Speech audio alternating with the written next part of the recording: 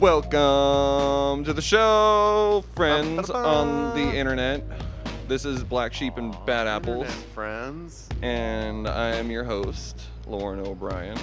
Tonight we've got a packed room. Not really. Liar.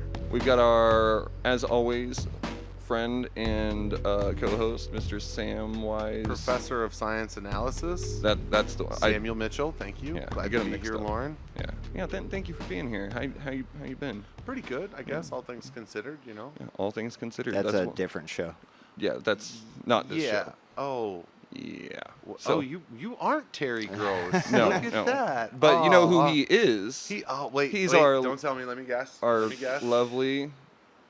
Tyler Durden. No, Oh, he's our yes. producer No. and our good friend, Mr. Sean Hill, keeping us comfy here in Fourth Corner Studios. So tonight's going to be a little bit of a history lesson, a little bit of a conversation about pieces of shit. So hope you guys. So we're talking about last night? We're talking about last night. Yeah. Fun times, great So- oldies.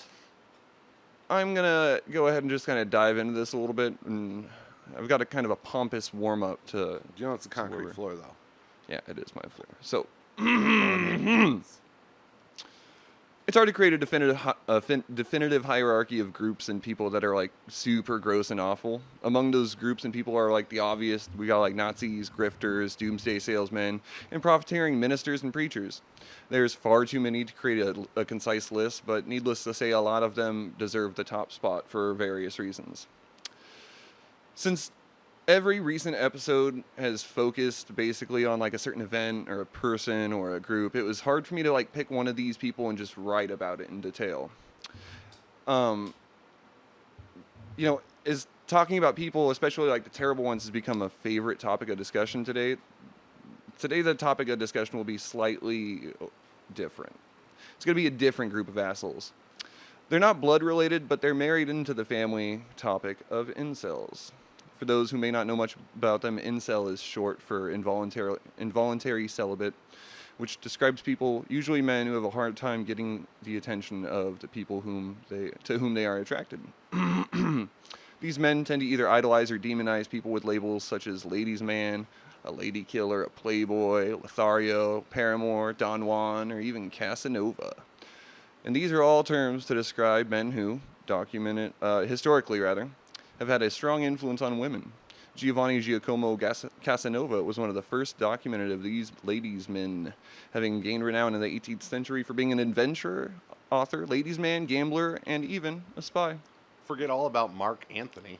Well, yeah. You know, There's or a like any of the Greeks or Egyptians. Who were also There's a lot of them.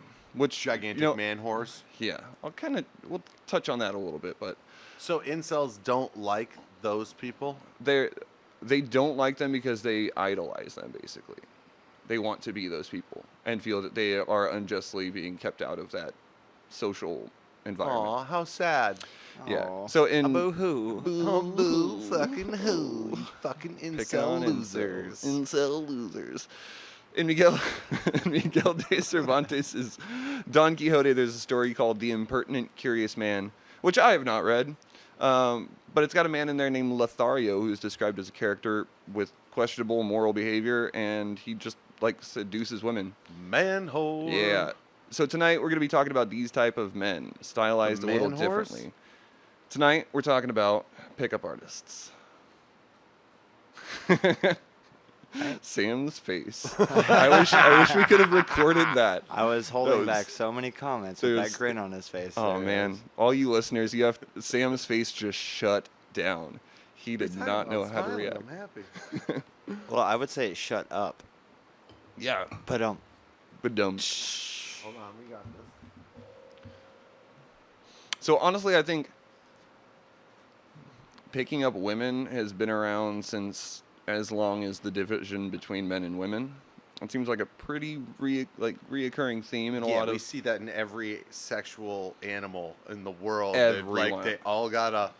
My favorite are the birds of paradise, where the dudes just have to build these they have to make some structure, and then they Oh, have to yeah. do some fancy dance with their super fancy plumage. And they also put, like, and they're all the so all beautiful. the And the colorful woman, shit in the there. female bird, shows up, and she's like brown and Bland. And like just is like, okay, cool. How's your building? Oh, it's not shiny enough. I don't like the color of Fuck that you, stuff. loser, and I'm not a like green goes fan. over to the neighbors Yeah. and like, has his babies instead. So Yeah, because so- he had better plumage. Yeah. Right. And so it's the want to like seduce women has been around for a long time, and one could trace the beginnings of like pickup artists, or like, as we'll learn, they're called PUAs. We could trace the beginnings of these pickup artists to a book written about 2,000 years ago. Again, way before then, but that's where we're starting with this history lesson. Lucretius. No, this is Publius Ovidus Naso, better known as Ovid. Oh, okay. Yeah, he was born on March 20th, 43 before Common Era. So 43 years before Christ, this book was written. Allegedly. was Allegedly, yeah. Forged. Yeah. As I said that. Yeah. Forged in stone it was. So from what I was reading, Ovid composed beautiful poetry and was one of the best poets of his time, and he was very popular. He wrote about a lot of different prose in his 60-ish years, but the most well-known one, the one that got him literally kicked out of Rome, was called Ars Amatoria, or The Art of Love. So he was actually kicked out of Rome for what he describes as Carmen et error, or a poem and a mistake. So he wrote a poem and made a mistake. And it's presumed that Ars Amatoria was the poem. Like, he got kicked out of Rome and exiled by Augustus because of his writing. So, yeah. Which Augustus? I believe the first one, but I historically wouldn't document me on that. So the book opens with part 1, his task. The first part starts with, should anyone here not know the art of love, read this and learn by reading how to love. By art the boat is set gliding, with oar and sail. By art the chariot's swift. Love is ruled by art. So the book kind of reads like a Khalil Gibran book. It's like full of beautiful phrases and imagery, but it also reads like the fucking Bible. It is long, religious, or tedious and fucking boring. And it also gets kind of weird and gross. Yeah, But I a Roman lovemaking poem manual thing. yeah, and but it's so like love is ruled by art. It's so sweet. Like I mean, actually kind of got into it when I was reading this book, and then I kept reading, which we're going to continue doing from the second chapter entitled "How to Find Her." Ovid says this, quote, "You too, who search for the essence of lasting love, must be taught the places that the girls frequent. I don't demand you set your sails in search, or wear out some long road to discover them. Perseus brought Andromeda from the darkest India, and Trojan Paris snatched his girl from Greece. Rome will grant you lots of lovely such girls, and you'll say, here's everything the world has." So it's not too bad. I mean, I think he's implying snatching women as well, but it's not I overt. mean, let's look at the social context of the era. Fair. That's very fair. Yeah. You know, Yeah, a few lines later, not for nothing. Not much has changed. very fair, which we're gonna get to. So a few lines later, Ovid says these very weird and uncomfortable lines. And Here we go. if you'd catch them very young and not yet grown, real child brides will come before your eyes.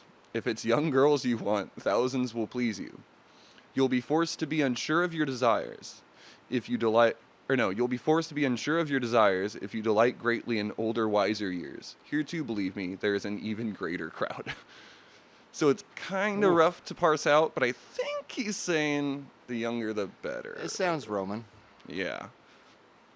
which I'm confused now why Yeah. they kicked him out, because they were like, well, no, I'm not. I just like, answered my own question. Whose They're 12-year-old like- daughter was he porking? You know Yeah. what I They're like, mean? yeah, they're like, oh, you can't tell our secrets. Yeah. Yeah, that's super uncomfortable. And I think something that people often forget about when they're like, the old timey's times weren't so No. they weren't so swell. Yeah, They weren't better. the Good they old were- days didn't exist. Right.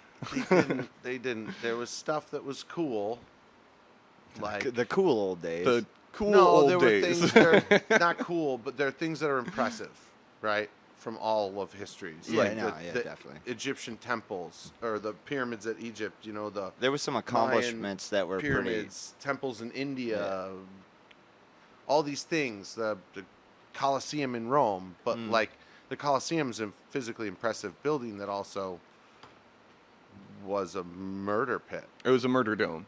It was a murder.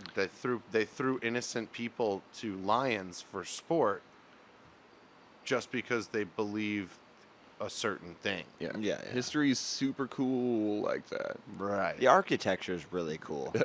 What What they used it for is a little obscure. Was less cool. Yeah. Yeah. Yeah, for sure. So Ovid also continues on this ancient and creepy prose, and he writes things like this. Quote, "First let faith enter into your mind. Every one of them can be won. You'll win her if you only set your snares." And, quote, Only set your what? set your snares, like Snares, traps. Yeah, traps, yeah, okay. yeah. So that's the end of that quote. But there's also this one. Quote, "If it was proper for men not to be the first to ask, women's role would be to take the part of the asker. The cow lows to the bold and gentle pastures. The mare whinnies to the hooved stallion. Desire in us is milder and less frantic. The male fire has its lawful limits." Huh. Lawful limits. Yeah. Pretty weird and creepy for a pickup guide. So there's two more quotes I'd like to go through before we continue on this just shit I show mean, of because it a... started kind of normal. He was like, just go places that chicks go. Yeah. Yeah. Very normal. Sounds much so. legit. And then like And also... But then he was like, but bonus if they're children. and you can take them. And you can steal them. Like... you- okay. It's like that scene in It's Always Sunny in Philadelphia where Cricket goes up to the guys and he's like, "Could you guys help me talk to Deandra? I'm not, like, good with women." And they're like, "Good with? You mean good at? Like, what do you mean? She's a woman. She doesn't have rights. Good at women? That's what you mean, right?" Good app. So Jesus Christ. the first of Ovid's, there's two of them, and Ovid says this first thing is about women's birthdays. Quote, "Let your mistress's birthday be one of great terror to you." Start over, sir. "Let your mistress's birthday be one of great terror to you. That's a black day when anything has to be given. However much you avoid it, she will still win. It's a woman's skill to strip wealth from an ardent lover." Huh. I Tradition. ain't saying she a gold digger. but wow, Ovid. Wow. This is continuing the quote. "She'll ask you to look because you know what to look for, then kiss you, then ask you to buy her something there. She swears that she'll be happy with it for years, but she needs it now. Now the price is right." Interesting. Big ol' romantic. So the second quote about the second Fuck you. the second quote the second quote about Ovid, or the second quote of Ovid, is actually him kind of just like patting himself on the back for like how good of a job he did writing He this really book. sounds like an incel. And like then 100%. and then he's promising the women who are reading The Art of Love, the book, that a book for them is coming too.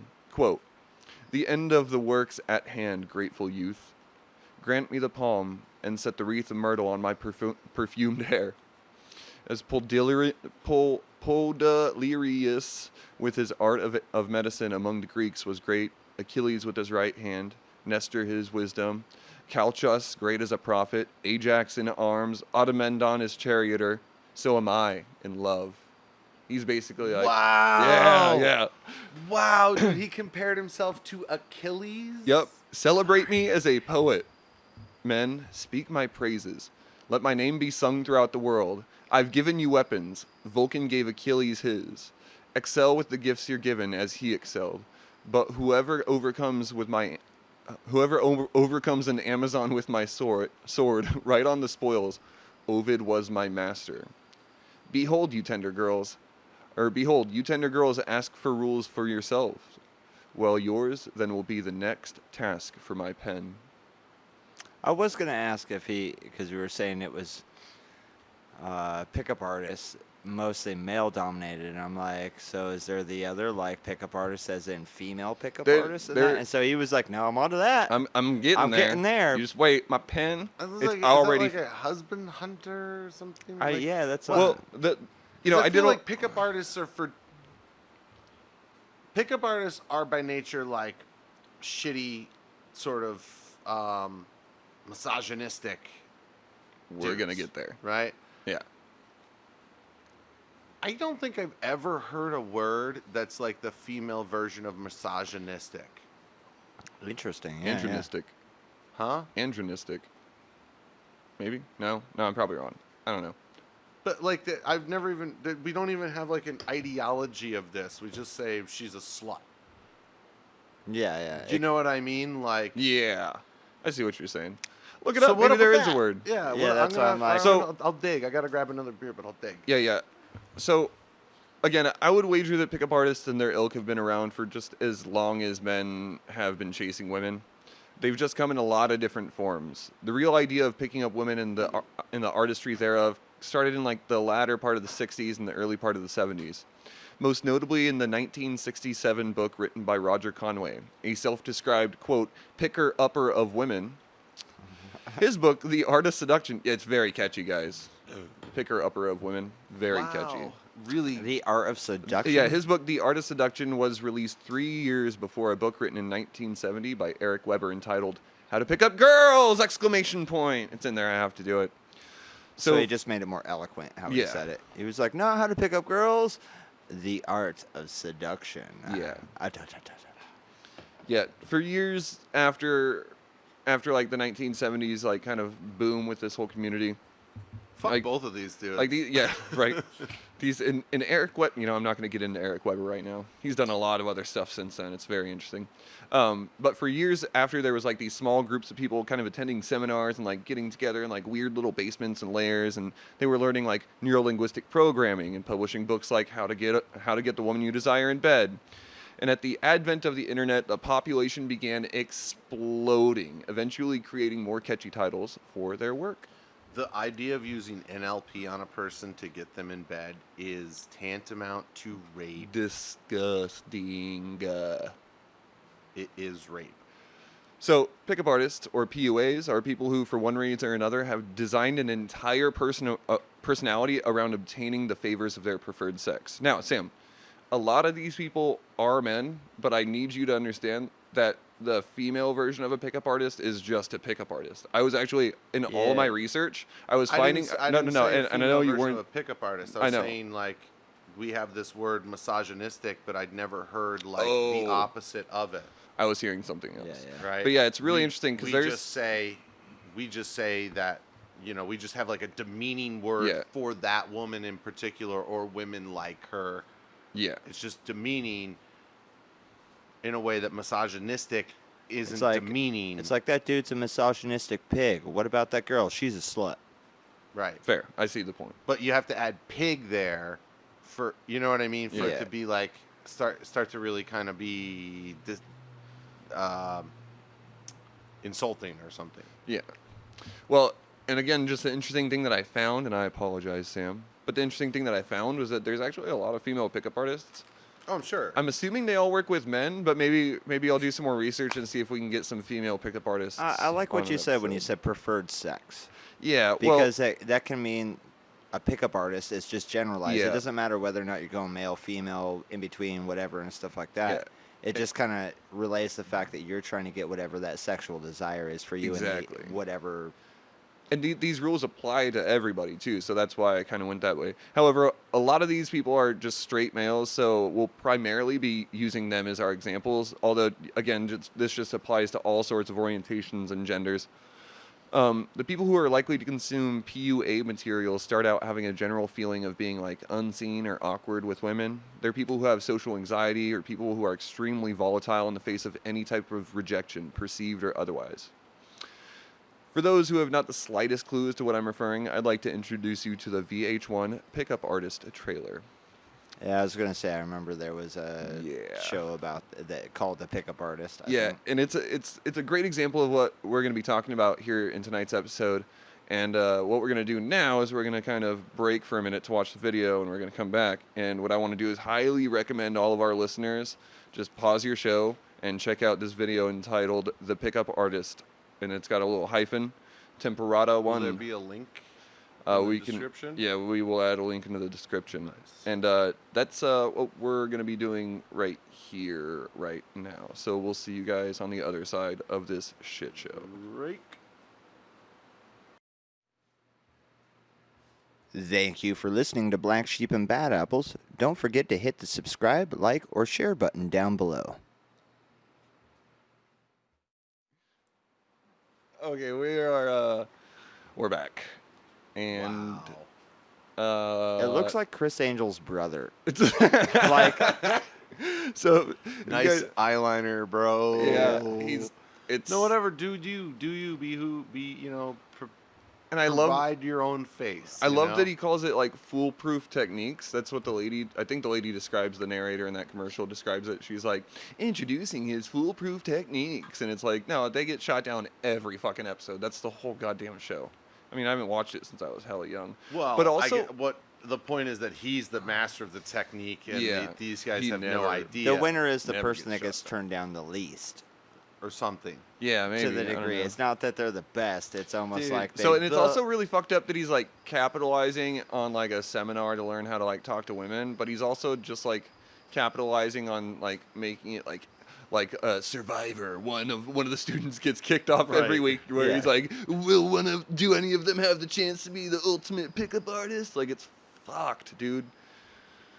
Oh yeah. So I like that his like pick And those though. g- dude, He picks like a just- bunch of like kind of, let's say, a bunch of stereotypes for a minute. A little overweight, There's a a little lot of that. nerdy, a little whatever seems to be stereotypically unattractive, if you Mhm. will, on a very like topical note. and those were handsome dudes. Yeah, no, what I'm getting at though is like he picked a very obvious selection of people that would have a hard time going to a corporate party with models at it. Yeah, definitely. You know, where it was like, I'm going to show you babes that you can't get and show you how to get them.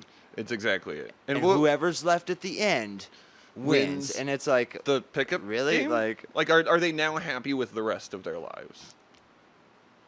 Anyway, I don't like any part of that. yeah, it's That guy seems like a fucking hack and idiot. Which and a we'll get snake into. Oil salesman. we'll get into a little bit. So I'd kind of forgotten about this for a really long time, and it wasn't until I was listening to a podcast, as I mentioned earlier, that talked about incels, and it talked about how incels try some of these techniques pretty frequently, and I remember having seen some of those episodes as a kid. Actually, like I thoroughly remember sitting in my living room at like 14 years old and watching the pickup like a couple yeah. of the pickup artist episodes. Okay, yeah, I never watched that show, but I remember seeing stuff on HBO After Dark.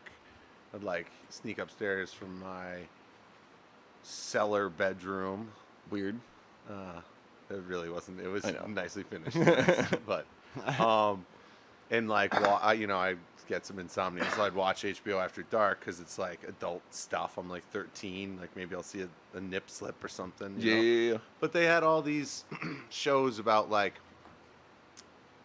pickup artists or Yeah, it's gross. like players or people who had sexual fetishes or like Yeah, that's dirty taxi really- or whatever, or taxi Yeah. cab confession, Oh, I see. confessional. oh yeah. That one was pretty interesting. So there's a lot of obvious controversy around the pickup artist and the seduction community. That's what they officially call themselves, the seduction community. And perhaps unsurprisingly, they offer their services to people who are like incels, but don't have the toxic masculinity quite yet. So you can find people who have had just a lot of success with this stuff, and it seems there's also quite a few of these people that have rebuffed the technique, citing how ineffective utilizing they are.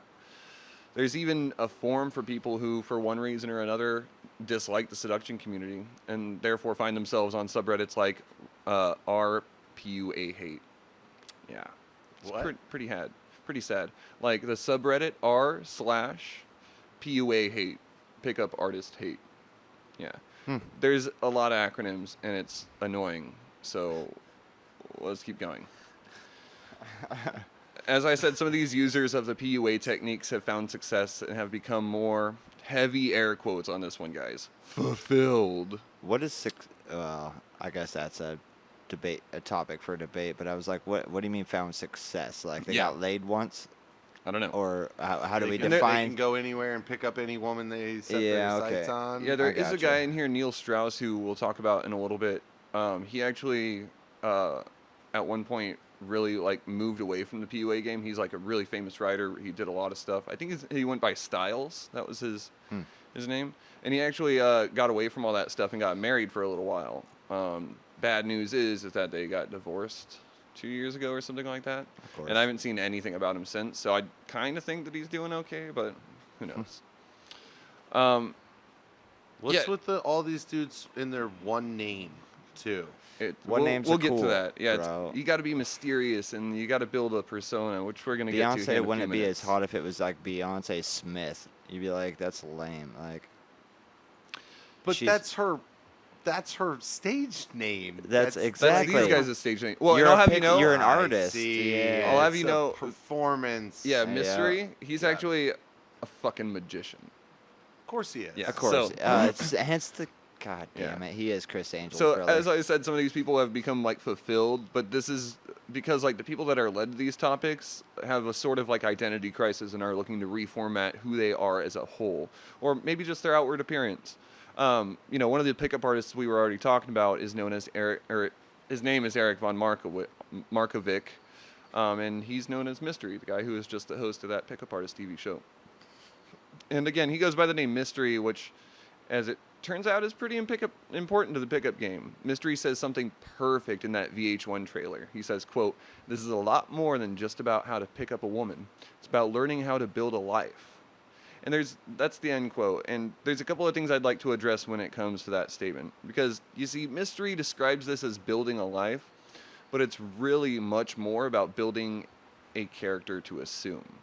It's pretty interesting, actually, because some of the background to some of these PUAs is actually similar to their target audience, which is the appeal. Mystery has even said that he's a reformed nerd. As such, the people most likely to consume PUA material, and thus the demographic for which these services are pushed, it's towards people who play video games. Video games and their counterparts are the perfect video gamers obviously, are the perfect targets because they're extremely nerdy and introverted. And if a PUA can sell you on the video game aspect of your identity, you're much more likely to literally buy into their weird lifestyle.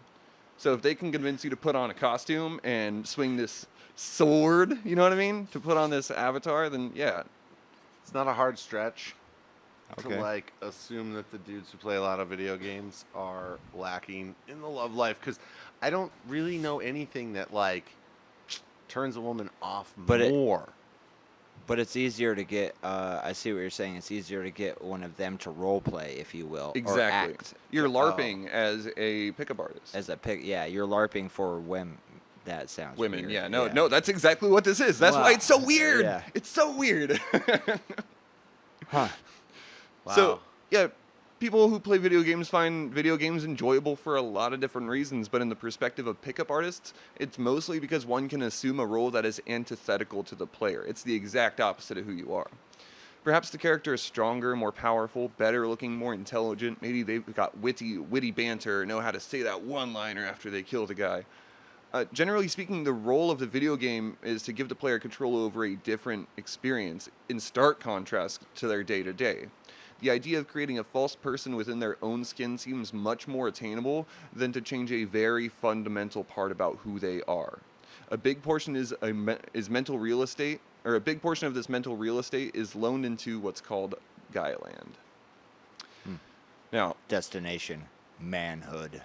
let's go ahead and take a short little break because Guyland's coming, and we're about to figure out what the fuck it actually is. Guyland. Yeah. Hatefields is also clean, from farmyards to outhouses, barnyards to bedpans. Our highly skilled team of shit technicians are specially trained to handle all your fecal phenomena. We'll be there to wipe your property clean. Hatefields is also clean. We literally take your shit. Brought to you by marine biologists who try to speak to dolphins. We'll get there. This week's episode of Black Sheep and Bad Apples was brought to you by cryptozoologists everywhere. Cryptozoologists. Facts. Condones de piel de humano. Cuando quieres sentir todo real. And we are back. We're back. We're talking about pickup artistry. Pickup artists are like robots. They are like robots, which we'll actually kind of get into here in a little bit. But yeah, so before the break, we were talking about Ovid writing some of like the first pickup artistry bullshit, and then we watched a video Every from. time you say Ovid, my brain puts the C in front of it. Oh yeah, Yeah. that you readers or listeners can't see this, but I'm putting a triangle over my eye. It's meant to indicate the Illuminati. Because yeah, his name wasn't Ovid for no reason, obviously. Bats don't exist for no reason neither. Exactly. I had one of them 5G motherfuckers in my house Jesus Christ. 2 nights ago. Chased And- it around with a tennis racket for a while, but then I realized I didn't want to kill the bat anyway. Well, it's just computer parts, so you're fine. But before the break, Computers scare me. we were talking about. I'm a Luddite. All right. You named the bat Slugger, didn't you? Yep. So before the break, Best rabies friend ever. we were talking about the term Guyland and what it means, but we didn't quite get to what it means. Guyland. Yeah, you had mentioned Guyland. It doesn't sound like a place you'd want to go to as a guy. You're like, I'm going to Guyland. It They're sounds like a really "Mm." shitty theme park. Yeah. Yeah, it's just like, it. Just oh, a bunch of bros. nice. Going to a cockfest. All right. Well- Have you ever been to a sausage fest? Have you ever been to Guyland, dude? It's so dope. Like, it's got Mickey Mouse, but he's this yoked dude and just punches you in the arm, calls you a pussy. Nailed it. So separate from the manosphere, which is actually something, The Guyland, what? the manosphere. I'm gonna keep saying We'll get in- the what a lot through the yeah. remainder of this episode because this shit just doesn't compute for me. It's so weird. Separate from the manosphere, Guyland exists as the world in which men operate. And so it's just the world in which we exist, and according to like some of the, you know what, I'm just gonna keep reading. Sexist shit ever. In a study of pickup artistry and their consumers, Rand Almong and Danny Kaplan from Bar-Ilan University in Israel wrote an article entitled "The Nerd and His Discontent: The Seduction Community and the Logic of the Game as a Geeky Solution to the Challenges of Young Masculinity." That's the entire title, by the way, and I think it is fucking clever and dope. There's so much shade they're casting. Just so much shade. It's so good. I love it. How do you Dewey Decimal that book? It's not a book. It's actually a scientific article that was written as Academic. academic Literature. evaluation of what's going on. So I actually had to get around a paywall in order to get to it. Huh. Yeah, very complicated. So I'm very pleased to have it because it was good. Right, because it's an online science publication that you need like Exactly. to be a peer of to even see it. And I don't know if you know this, but online publications just rake in so much goddamn money because of the paywall, and they pay the researchers and scientists who publish these things like not a whole lot of money, and I don't believe they get royalties. And so yeah, there was never a lot of money in science publications. here's a tip: if you guys need another, I mean, for the scientists. yeah, if you need a scientific or academic thing, write the goddamn author of the whatever you're looking for, because chances are they might just send you a copy of it for free. Right. So having said that, we're talking about the nerd and his discontent, the seduction community, and the logic of the game as a geeky solution to the challenges of young masculinity. In it, the authors explore the belief systems and worldviews of people involved in the seduction community and their consumers. In the study, they explore the idea of Guyland, their quotes, which describes several different types of masculinity and how they interact with each other. The Males of Guyland, which I think is just a fucking great band name. The Males of Guyland. The Males of Guyland. Be Huh. pretty good, like, what? It's just a bunch of chicks. Ooh, I like that, actually. I was thinking a bunch of, like, rednecks playing rock and roll. Males of Guyland. It's like that, whatever that really hard to watch video that Wallace showed us. Oh, Or yeah. was it Wallace, I think? But it was just like, so, like that Trinity local, Yeah. Don't Tread on Me, whatever, State of Jefferson Yeah. shit. Yeah. So the males of Guyland have a sort of hierarchy where one can be physically powerful and imbued with good looks, traditional masculinity, or the other is a dapper appearance brought and bought by the high-paying jobs that they have, typified by the term, quote, metrosexual. These are the two archetypes that are most prevalent in Guyland, and the third is the high-tech, low social skill person who generally doesn't take too much care of their physical appearance. Since the tech field is mostly solitary work in a studio or online, the lowest guy in the hierarchy of Guyland doesn't really need to modify or address his appearance, until they do. Here's a long quote from the article written by Kaplan and Almong. Quote, This setting, under the term Guyland, is characterized by patterns of hedonistic masculinity free of obligations and driven by a sense of loss of male privilege in the social gender order. Male privilege. Yeah. It also legitimizes the engagement in the intimate interactions based on casual sex, referred to as hookup. Success in hooking up is seen as a significant status symbol in the masculine social hierarchy in Guyland. The seduction community markets its material especially for those who find it hard to cope with the social challenges of this culture, particularly regarding interactions with women. The men targeted, by the way, I love that they say that, the men targeted by the seduction community. The men targeted by the community are generally stereotyped as nerds or geeks. Further along their career path, these men are likely to be main beneficiaries in the post-industrial labor market, which rewards technological skills and thus have an advantage over other men in Guyland. In light of the discrepancy experienced by these young men between their potential for future success and their failure to integrate socially, the seduction community offers a geeky solution for developing the skills required for seducing women. As an alternative to the hookup culture, the community proposes the pickup model, based on the logic of gaming. According to this model, interaction between the sexes, which has led to a sexual encounter, is perceived as a game with predetermined rules that may be learned and practiced. End quote. Just like Dad used to say. Is that like, what the hell? Exactly as my father told me. I Son, met your mother. Women are objects, and it's all a game. See, so if you want to lie lick to them along- all you want, and you'll be fulfilled completely. Son, when I in met your life. mom, I was hitting on every woman in the club. She was not that special. But she was the most receptive to my NLP. She said yes. And so here we are. And that's where you came from, little Chauncey. So, Chauncey, what a fucking terrible name. Yeah, I figure that's like some shit that like a misogynistic fucking I mean, douchebag would name his son. If your thinking dad's he's- name is Mystery, I mean, like, what else do you expect your kid's name is going to be? Like, jeez. Sam, your face for the second time tonight is fucking It's spectacular. getting less and less each time. Like, it just keeps going south.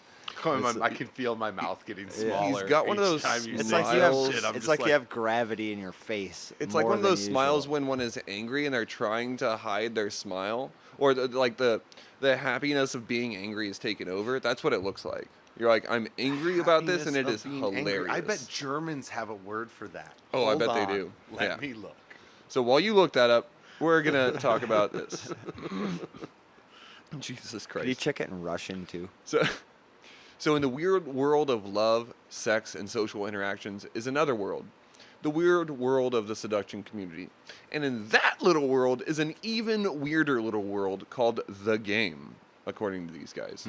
Quote, the game is essentially just that. It's a game. Is that where the term player comes from? Because you're playing the Ooh. game? I mean, maybe. Like a video game. You're the Yeah. player, that's the game. Whoa, Yeah. that's getting deep. Yeah, In so the video game world. I'm maybe really... they shouldn't be pickup artists. Maybe they should just be called players because they just play the game. Isn't that? I feel No, like... these guys are pickup Don't artists. you remember Bill Bellamy's "How to Be a Player" or whatever that shit was? I feel like... Is that before y'all's children's time? It's I feel like you're pickup- old, Sam. It I doesn't feel like a matter. pickup so artist is old. just like a hipster nerd now. Like, it's... Kind of. Ah. So, quote, the game, end quote, is essentially just that it's a game. It's much easier to take men who have experience with games but not women and show them that picking up women is a skill, like video game attributes one can look at, address, and improve. It's something that is teachable according to most of these pickup artists. It's the most sociopathic shit I've ever heard. Yeah. Seriously. Yeah. People who have utilized and perhaps mastered the game hold themselves as PUAs, or pickup artists. Whereas their counterparts, the men they were before their contact with pickup artistry, are called AFCs. Y'all want to guess what an AFC is? If you're the opposite of a PUA, you're an AFC. So what does AFC stand for? Absolute fucking cunt. Ooh, actually, I like that better than the actual one. Alternative fictional character. Always frowning cheese dick. Oh, there would be a D. Cheese dick's one word now. Yeah, if you one worded it, yeah. A fake character. I A don't know. fake. Okay, that yeah. All right. So AFC actually stands for Average Frustrated Chump. Huh. Oh, boy, do they got to be a chump? Because Maybe you're just an they're average frustrated individual. pickup artists. God damn. Oh, okay, yeah. Yeah, so again, Yeah. from Almog and Kaplan. What is that? Радость ярости. I don't Joy know. of rage in Russian. Oh, I see.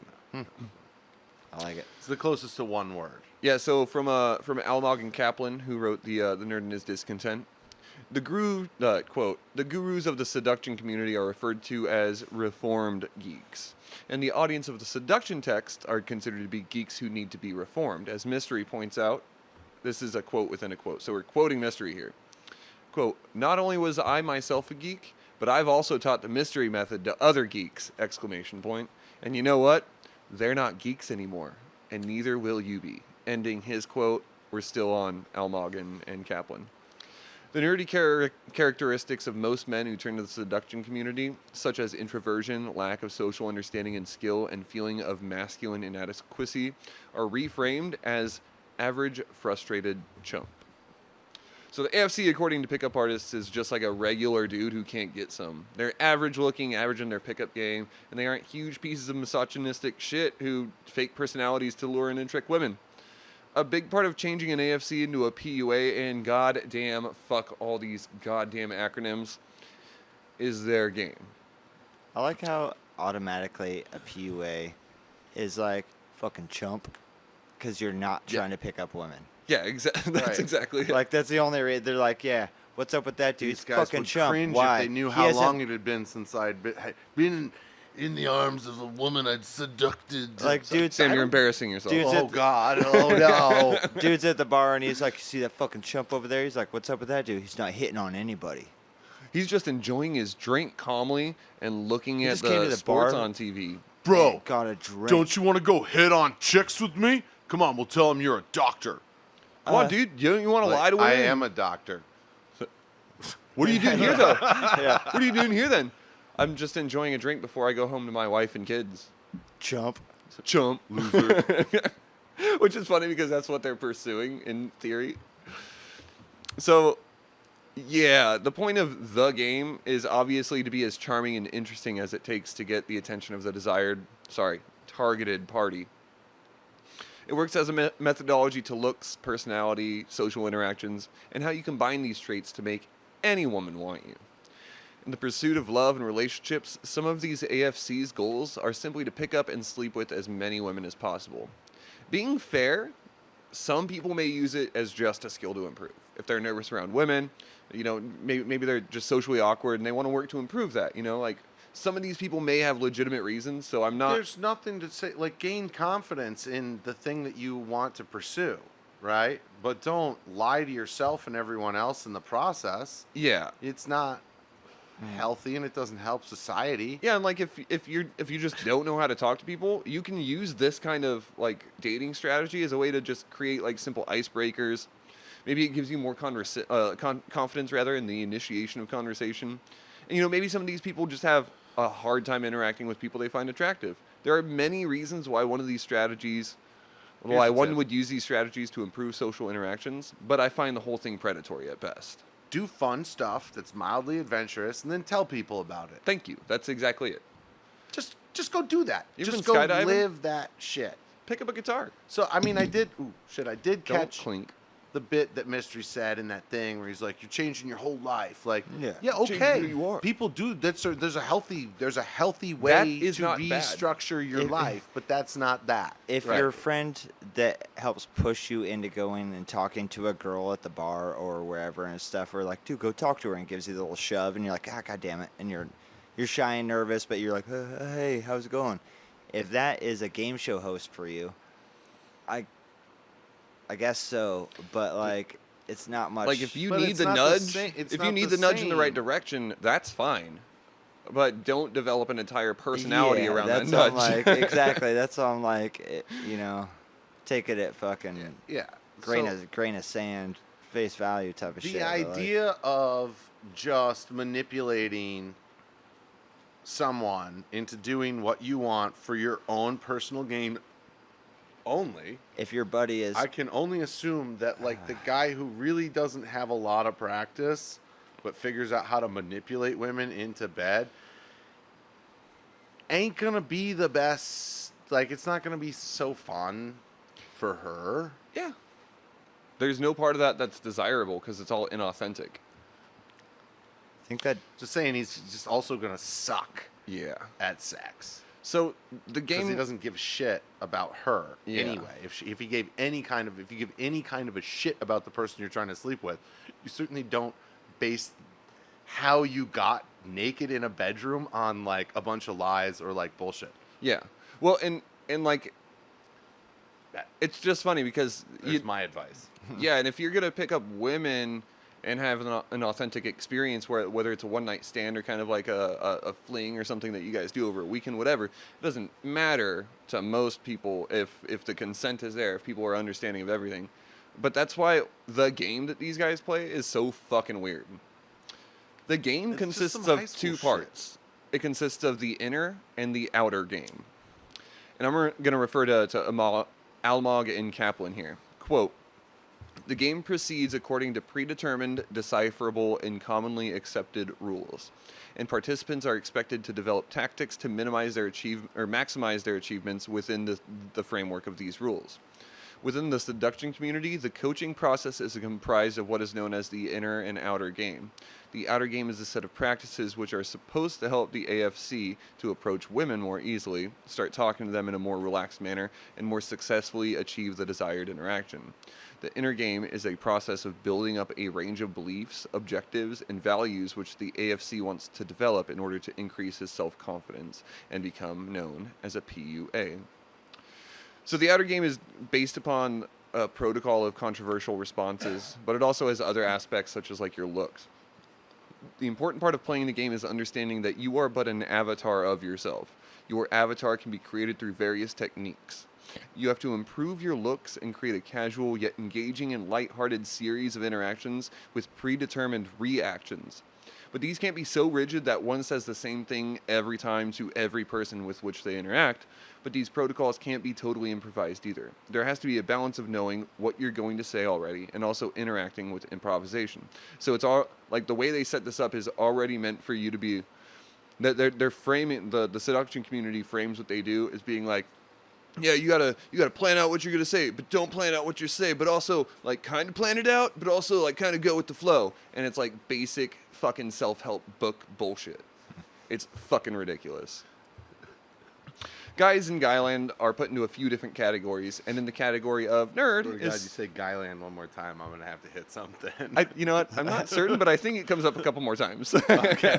Good thing there's a punching bag. The guys in Guyland are put into a few different categories, and Sam's just breaking shit because he's angry. Why? In the does there have to be category a drum of set right behind nerd me? is somebody who is financially or professionally successful, specifically in the high sector. And obviously these nerds are also like what we would see as nerds yeah, too. sectors. I like that. Yeah, sector. Sorry. Sector. Well, These the are high sector, so that means high. there's plural sectors. Yeah, there's definitely You start at the sectors. bottom, and then Who's in the low sector? The You know what? I'm going to go AFCs? ahead and push the S button there, and now it's sectors. So especially in the high-tech sectors.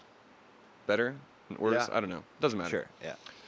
These nerds are the prey upon which pickup artists thrive. By introducing aspects of video games, the game itself becomes something more tangible, familiar, and possible. It allows the user of these techniques a worldview that permits treating other individuals as social disposable interactions they're social at heart, but they lack any sincerity. And again, we get to the fucking avatars. Your avatar has to be handsome. Again, we're going to cite Almog and Kaplan, who lay down some serious shade at the end of this paragraph. Quote, "It should be noted that the appearances taken up by seduction community members are not characterized by physical markers of power such as well-developed muscles, as in traditional masculinity, but rather by a more flamboyant style known in the seduction community as peacocking." This term... Get your colors out. this... We know this dude. Oh, yeah. Yeah, We know tons of these dudes. So, continuing this quote, yeah. this term corresponds to the evolutionary idea of the literally has handicap peacock. principle and asserts that instead of demonstrating athletic masculinity, which is far from the nerdy, weak appearance of seduction community members, they can accentuate special clothing, unusual accessories which grab attention, hats, chains, scarves, etc., and even men's makeup. In this way, the pickup gurus try to exchange the concrete Guyliner. resources of an attractive male body for practices in which create a shrewder, mystical attraction. It might even be said that the seduction community has a unique interpretation of traditional masculine image, and that through the performative element of the avatar and the gaming principle, it takes this image to the extremes. Every single one of these dudes wants to be This Doctor is- Strange or Loki. This is the end of this paragraph. Check it out. So it might even be said that the seduction community has a unique interpretation of traditional masculine image, and that through the performative element of the avatar and the gaming principle, it takes this image to extremes. A kind of alpha male in drag. End quote. Huh. Just Oh, fucking dude. throwing shade, dude. Ouch. They're like, That's mean, you guys. it's mean, right? I feel It's like, not wrong though. I feel not, like the it's guys not. are doing like Yo, we literally know, like, somebody, like, you're saying this stuff, and I was just like, I can't stop thinking about this It's one the person. dude. I'm not going to say his name, Yeah. but I will say he literally owns peacocks. He always has a really fucking weird hat, makes them goddamn bird whistle noises to, like, draw attention to himself. Literally makes bird whistle noises to draw attention to himself. Drives a fancy truck always with, like, the necklace bling or that like really nice leather tooled. Yeah, it's all yeah. really nice shit he's got. So he's Oh, yeah, he's no. got most of the pickup game done. He's also 5'2". Yeah. Yeah. You know what I mean? needs He that could stuff. clearly. No, he doesn't. no, according to pickup No, artists yeah. and what I've learned is that he that needs is part it. of- That's the whole thing. Yeah, No, he's you, short, so he You needs don't go the out help. without it. Yeah. Are you joking me? That's How are you gonna Are peacock, you bro? playing the game today or not? Yeah. And if you're not playing Like- the game, you're obviously an average frustrated chunk. And a day lost. Is, That's me. But So- not for too much longer. So again, a part of the outer game is the avatar. Since these AFCs are not typified by the standard stereotype of masculinity, another form of their masculinity has to take hold in the hearts and minds of those they are trying to seduce. So as we saw in the VH1 video Mystery, who created the mystery method, he was wearing various sorts of hats and like had different hairstyles and like different makeup. Bro, in that first shit, he had a gigantic, fluffy, You're talking about George the- Clinton funkadelic. Bro, that top was hat. straight Abraham Lincoln hat with goddamn feathers on with it. fur. And Yeah, shit, that's what I'm saying. It's like some funkadelic, like very- mothership connection, fucking very George Clinton shit. It's Yeah. very standing out, noticeable, blah blah blah. Grabs attention. I get it. Like He definitely put the cock in when you peacocking. walk in the room now. Oh! When you walk in the room now, you're being paid attention to because of that. You know. Right, of course. Yeah, no, I understand. Which can just increases do your that. game because now people are gonna talk to you. You've already broke the ice by walking in. Well, Yeah. you could just talk to people. Yeah. Just talk No, incessantly. Or you No, could I don't just know about not that, work Sam. Talking out. incessantly works for me. Sam, that sounds scary at best. He Just has talk incessantly. he has Nervous even. nightmares nightly. Do cocaine. Go to a bar. Talk about your mom. Do Nobody cocaine cares. on the bar. It'll work every time. Every time. It's like, Do not have you do guys cocaine tried at the bar. cocaine? Just saying. Just saying, you won't shut up. So the avatar is exactly what it sounds like, and it's exactly what you think it is. It's the physical appearance that is given to the fake person that is the PUA. The avatar is modeled after video game identities, as we've covered, and it allows the AFC to extract and emulate the most successful parts of the characters they idolize. And it doesn't even have to be good. Sometimes it's just based upon the imagery perceived as enjoyable or artistic, as we talked about with the Abraham Lincoln feather hat. An avatar is the root from which all judgment will come, so why not spruce up the look? Almog and Kaplan say it best, actually. Quote, the term avatar, taken from the gaming world, refers to the character of the participant in a particular game or in the virtual world, and is usually a improved version of the gamer himself, with enhanced personality and physique. The use of an avatar enables the player to alter his identity and select ideal aspects of the self, and its creation requires effort, time, and sometimes money. In the seduction community, the avatar usually comes with a nickname by which the member is known in the community, such as Neil Strauss's nickname Style or Eric von Markovic's name Mystery. End quote.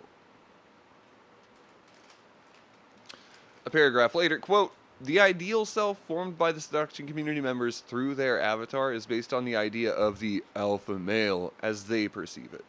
This term is borrowed from the popular text on psychology and evolution such as The Red Queen by Matt Ridley. The alpha male is charismatic and domineering, and he has privileged access to the females and thus has an advantage in the struggle for reproduction. So if we look at appearance, it's important for the PUA to wear the right kind of clothes in order to attract the right people. In fact, this whole avatar thing is not about being authentic. It's only about being attractive. Sam. Is that alpha male shit really actually that true? Like, don't they show that in like communal mammalian groups that like clearly the alpha is spending a ton of time guarding his territory and not having sex and not there with the females, and the females are having sex with who's there. I thought That's just how it works. Like the alpha male shit that's garbage. Like I thought they portrayed it perfectly in Porky's. what? Where there was the big buff dude that was real good looking and fit and worked out and liked muscle cars, and his name was Meat. Me. And you know what happened is all the girls came up to him, and every time they're like, why do they call you Meat?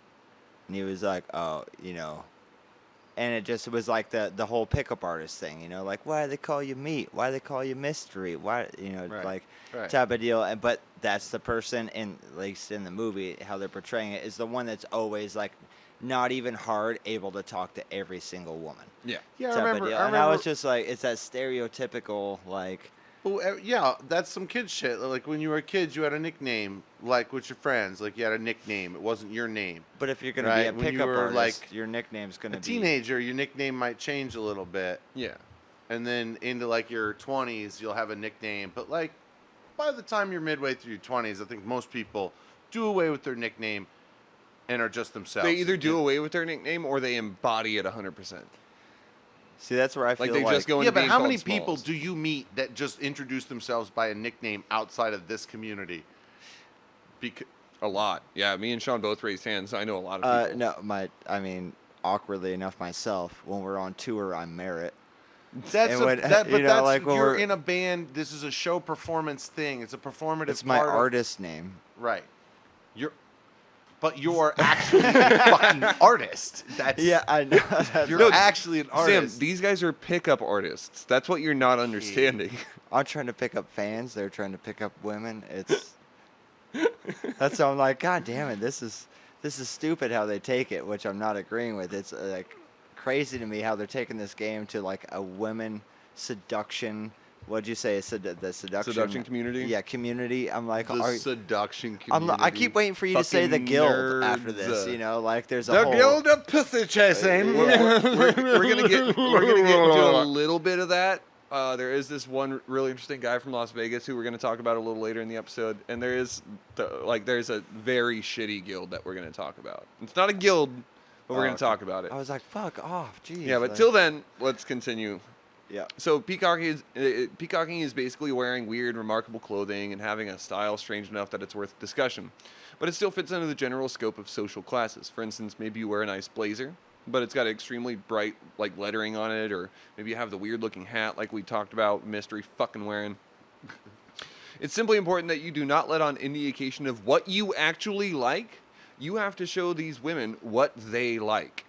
Supporting unique and fun clothes and having unique styles provides what the seduction community calls erotic capital. It's essentially the same types of all other types of capital, but like astrology, you have to assess the stock in order to figure out what house you're in or whatever. I don't know. I don't know So astrology, but it's something like that. I would say like peacocking is like selling out in music.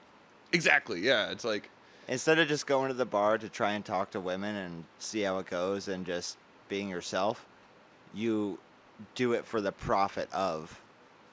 yeah. You know what I mean? You're like, no, I'm going to the. You put on and you do all that shit, Yeah, all right, and you put sure, your yeah. game on specifically, and like now you're just selling out for the. Got to work my inner, my outer game. You're not doing it for the love anymore. No.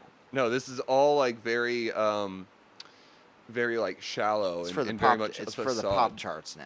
Yeah. Like, you know what I mean. Like you're trying to be number one on the charts, not. Hell yeah. Not just have a good night You know out what? at the bar. You know what I mean? Knuckles, that was good.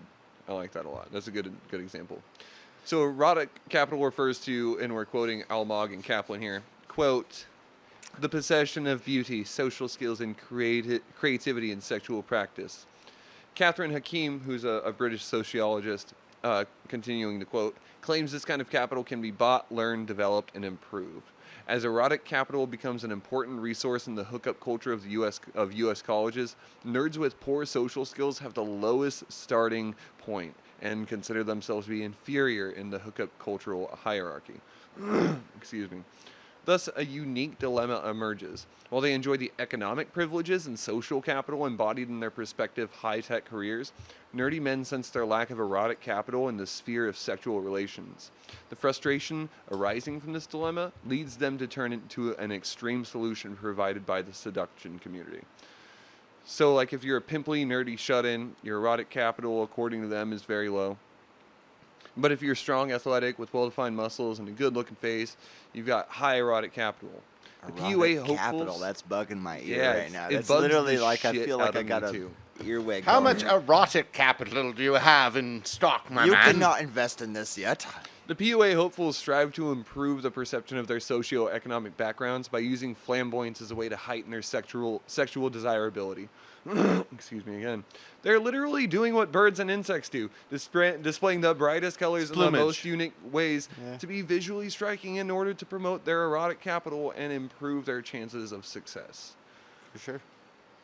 It's tribal culture, and they decorate with plumage. Yeah. So I think from here we're going to take a short little break. Sweet. I've been Actually, trying to take my sandals off, but I know you guys get pissed off and everybody can hear my Velcro. Actually, I've got one more. My sexy Velcro. Two more paragraphs, and then we'll go.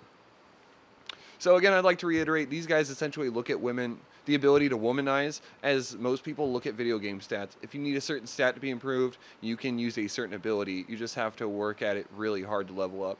Success in the PUA Unless community. it's muscles or a good-looking face. Yeah, Apparently. yeah, apparently. Success in the PUA community is determined by essentially converting from an AFC, average frustrated chump, to a pickup artist. Neil Strauss, who is cited in the article used tonight as a pickup artist, American author, a journalist, and a ghostwriter. Why are Strauss, all marathon people named Neil? It's- Strauss also goes by the They have name to be. It's a style. legal requirement. According to Strauss, and I cannot emphasize how much these are his words and not my own, he has even said, quote, social retards go to pickup school. So, now that we've talked about the outer game, where looks and social interaction matter the most, but the points are all still made up, we're going to go ahead and move it from the outer game, which is only half of the whole game, to the inner game. And we're going to do that Oh, after Lord, this we break. haven't even gotten to the inner game. Oh, no, no. there's a Bum, bum, bum. there is a lot more to cover. We've been freshman, sophomore year. This is about Yeah. to go. Yeah, and we're finally getting into fucking junior year, guys. What's so, to happen in the second part of the show, kids? So stick around. We will be back. Break.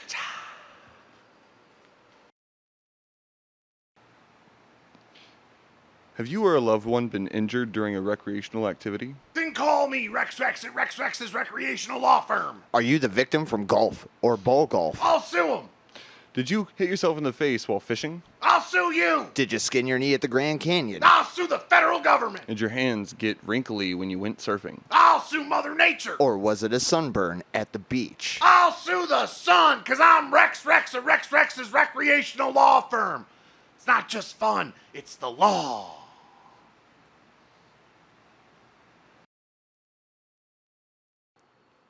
Le escargot board. Snails on the bottom, cargo space on top. You will get there slowly. The Left Hand Emporium. Come get your looms, brooms, and grooms, wrenches, benches, and wenches. Or get some ceiling fans, garbage cans, frying pans, and more. The Left Handed Emporium. It's not quite right. It's what's left.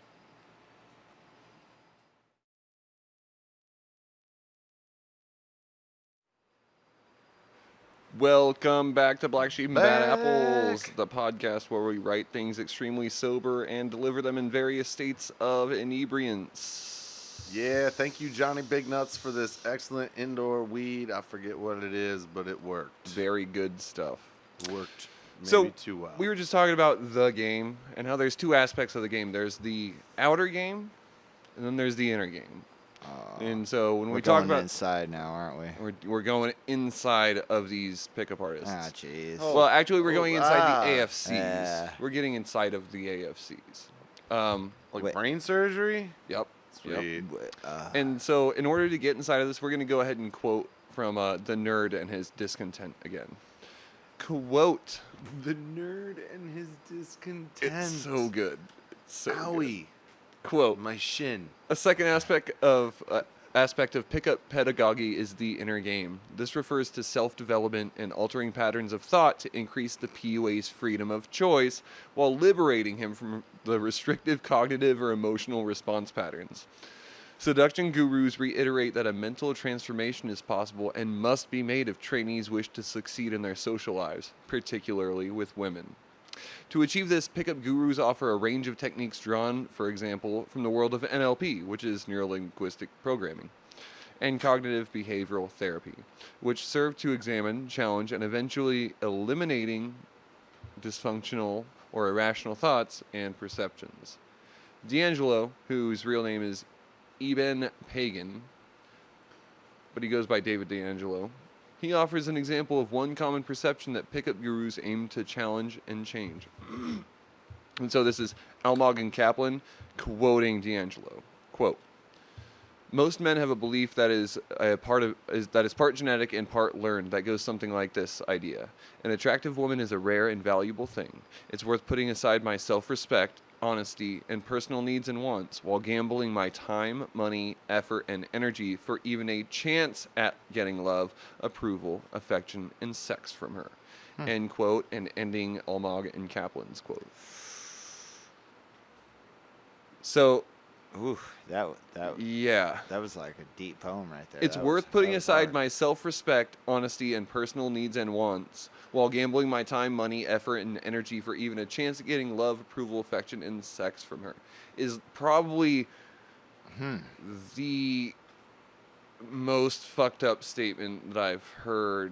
Well, no, it's definitely not, but it's very much up Nah. there. Again, when we started the I'm show, I so said there's high a right now, but hierarchy. this is so sad. It's so sad, dude. It was sort of infuriating and earlier, but now it's just sad and pathetic, like a kicked puppy. Yeah. So a huge part of this, like the inner game technique that these people use, in which they basically use it to like undermine and subvert the desires of their targets. One of these techniques, I'm sure you're familiar with, and you guys at home are probably familiar with, is negging.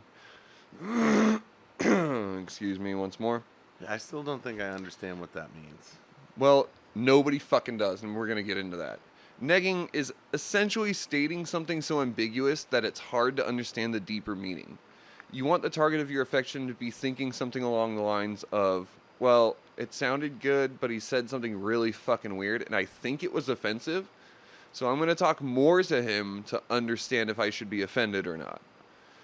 And Almog and Kaplan come back in right here. Quote, Neither compliment nor insult, a neg is something in between an accidental insult or a backhanded compliment. The purpose of a neg is to lower a woman's self-esteem while actively displaying a lack of interest in her, by telling her she has lipstick on her teeth, for example, or offering her a piece of gum after she speaks. End quote. It's like the dick move, where you say something offensive even though you're meaning it. Like, Yeah, you know, this is classic. This is a classic manipulative. Yeah. Like when you see shitty relationships, this is like something the reverse that's often psychology part of it. thing. It's and that. literally just undermining and insidiously belittling the object of the target of affection. It's things like saying that a woman has such beautiful eyes that she has to be wearing contacts. It's little things like, if a woman had worn the right size of their dress, it would look nice on them.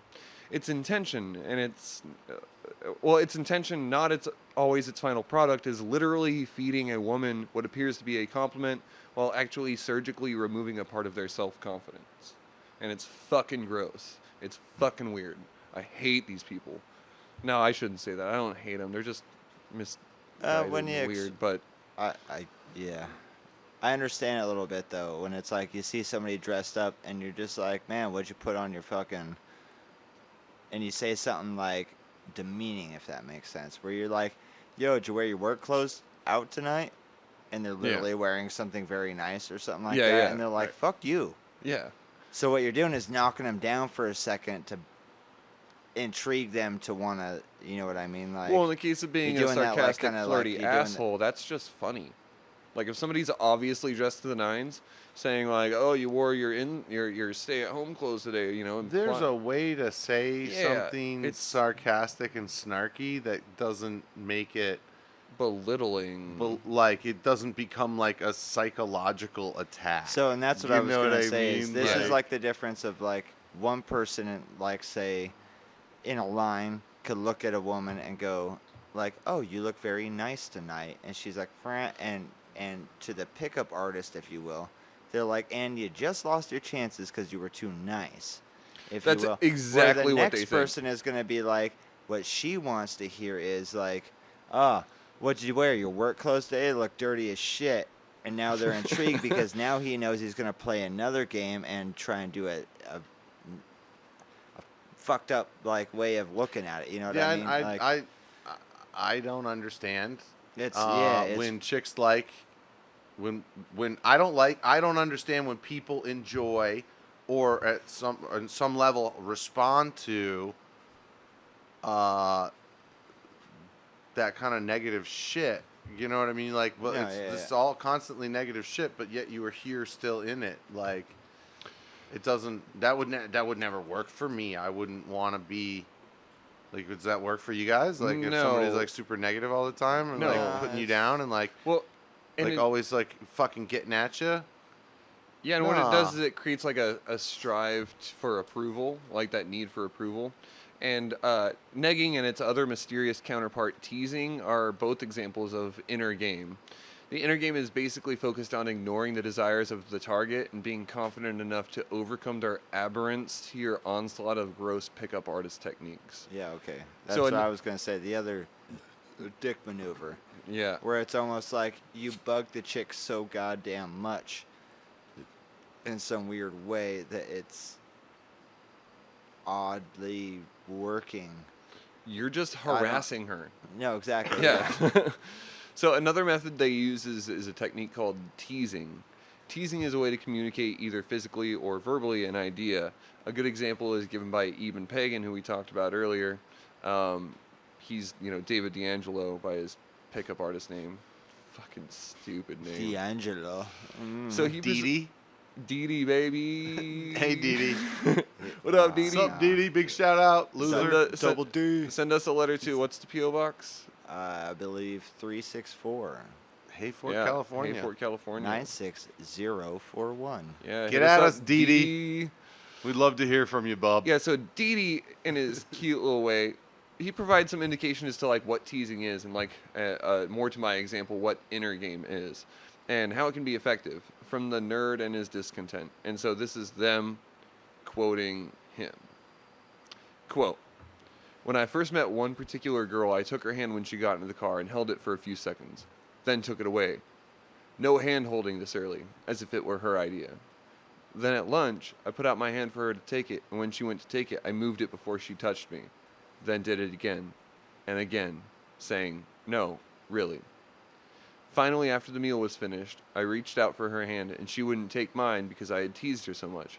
So I actually grabbed her hand and held it and massaged it. This was teasing, and when she finally gave up, I gave it to her.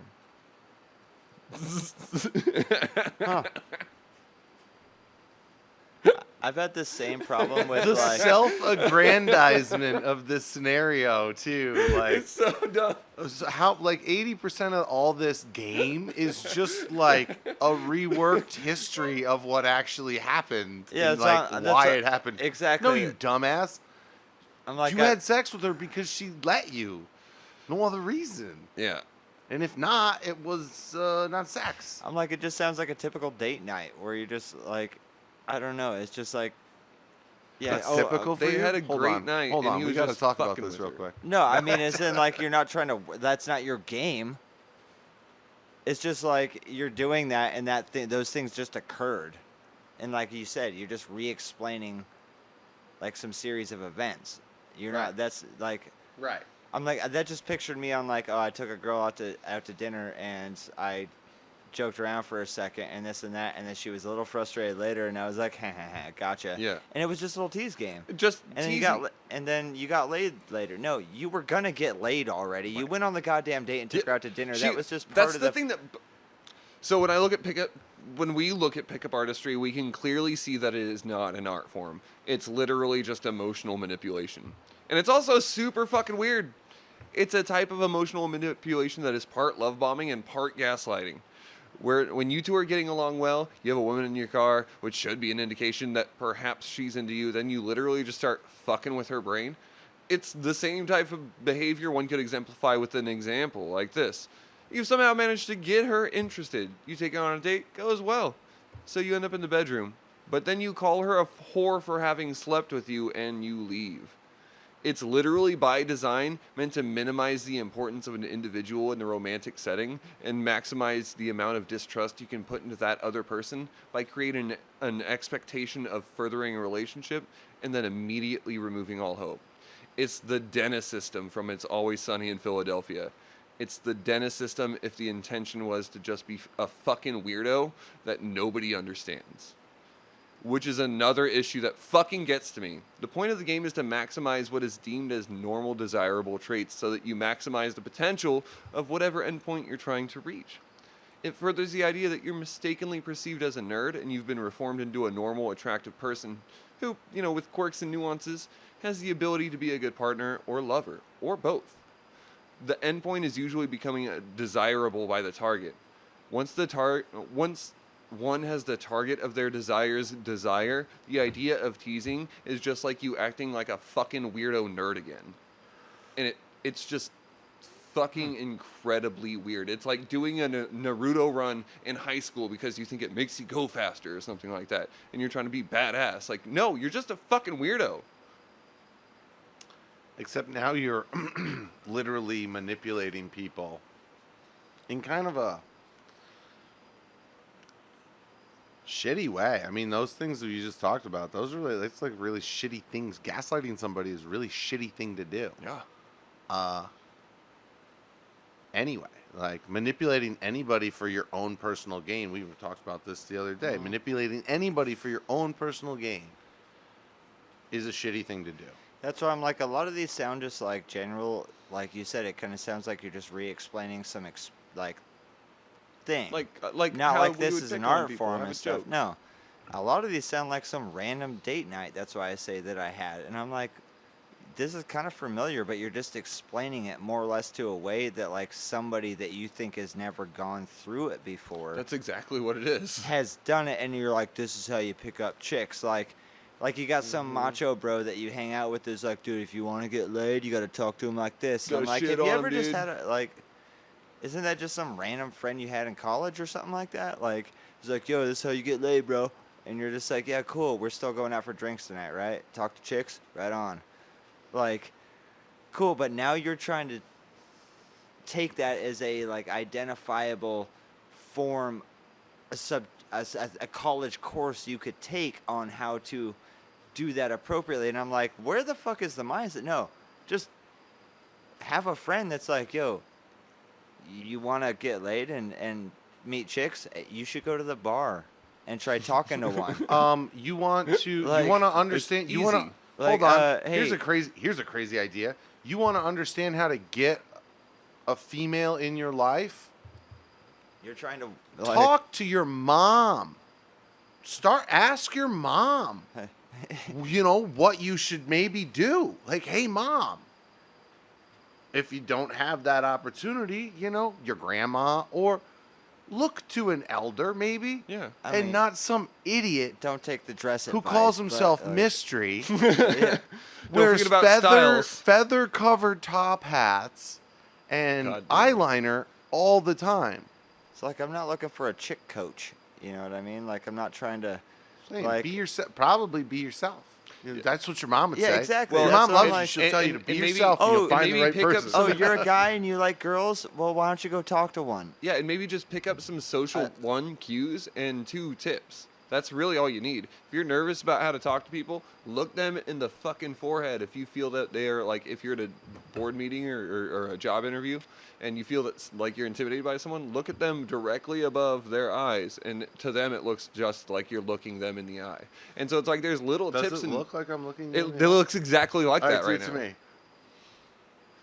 Are Can you looking? tell? Yeah, can you tell that I'm looking at your forehead? No. Yeah. That's crazy. Yeah, and so there's little tips and tricks that you can actually Huh. use that allow you to Wild. get more confidence. What's up, bro? Yeah, and so like by maybe learning Nice some forehead. I can see you right between the eyes. Jesus Christ. Sorry. So Neil Strauss, who's written books about pickup artistry that I would not recommend on, on the subject of pickup artistry, has also noted that it's not about the pickup itself. So it's not about girls. Sounds like a hot topic It's actually self-help book. it's not about the game.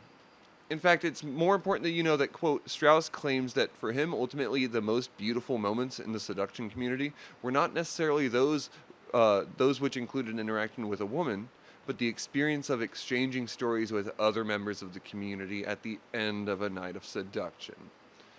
So it's much more about creating a community of nerd wolves who wear misogynistic sheep's clothing, guys.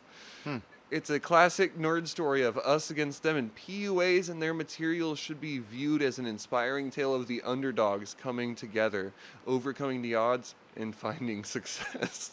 No, I'm just kidding. Here's some more of Almog and Kaplan. Quote, in addition to cooperation, there is an undercurrent of competition and struggle with other men who are not seduction community members, especially those perceived to be alpha males, successful in every social situation. I just had this. A man of this kind is known in the community as alpha male of the group or an AMOG. I feel like I had this entire. AMOG? Ooh, these guys really love their acronyms. Members' ways of coping with an AMOG reflect the hierarchical power of relations between masculinities and the desire to gain the pleasures of the hegemonic masculinity. Strauss describes how this hierarchy is expressed in the high The school. what? The what now? The hegemonic masculinity.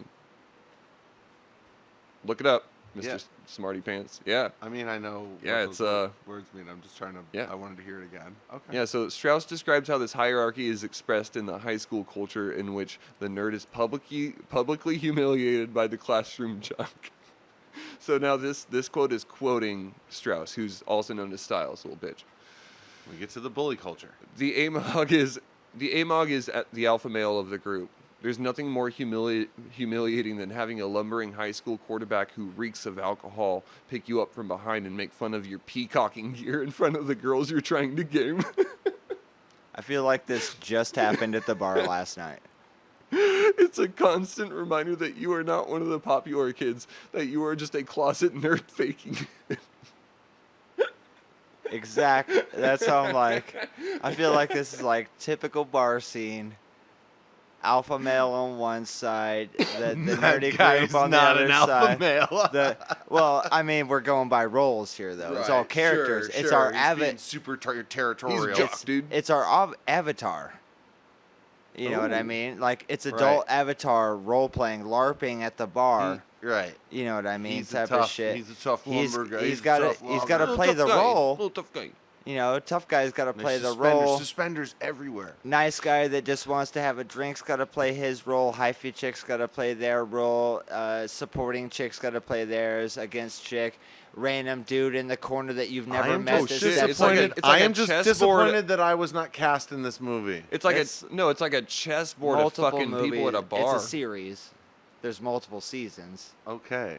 Can It's- I be in a? I want to be in a later I mean, it's- episode. Are we talking about the podcast still? Yeah. Absolutely. Oh, right. Okay, Pickup cool. artist. Yeah, dude, I want to be in the next episode too. So that's a wrap. By definition. No, there's still a lot more. God. Yeah.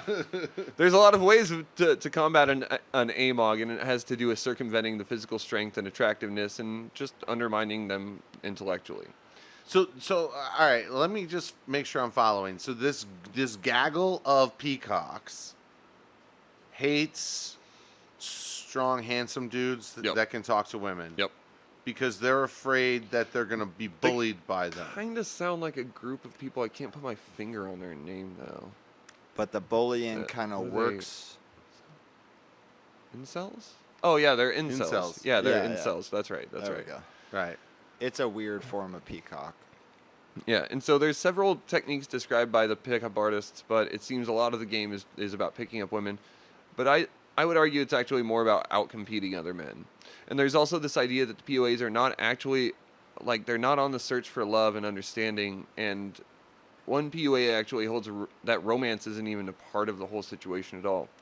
From Almog and Kaplan, and there's a sub-quote by the pickup Awesome. artist David D'Angelo, quote, "Romance is irrational and must be corrected and replaced with a view of interpersonal relations based on the idea of an economy of abundance, in which the object of desire is perceived as replaceable, like a product or a service provider." And this is the sub-quote right here.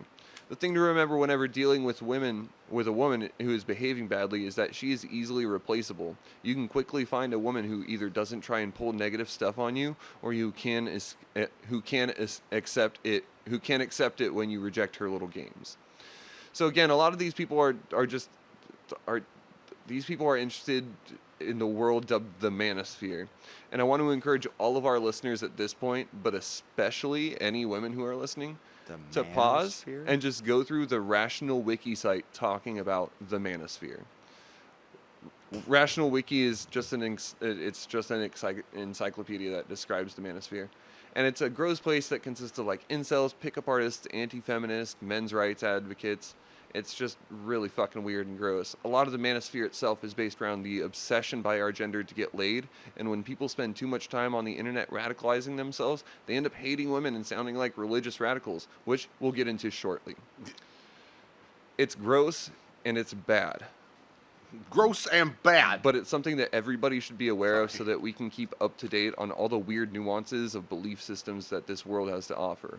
So again, just if you're listening, go to Rational Wiki and read about some of the manosphere stuff. It's just fucking awful. But as for this next section, I wanted to steer away from what a pickup artist is and address who these pickup artists are. And Aren't they nerds? Didn't we already? we're gonna talk about our boy Eric von Markovic, also Mystery.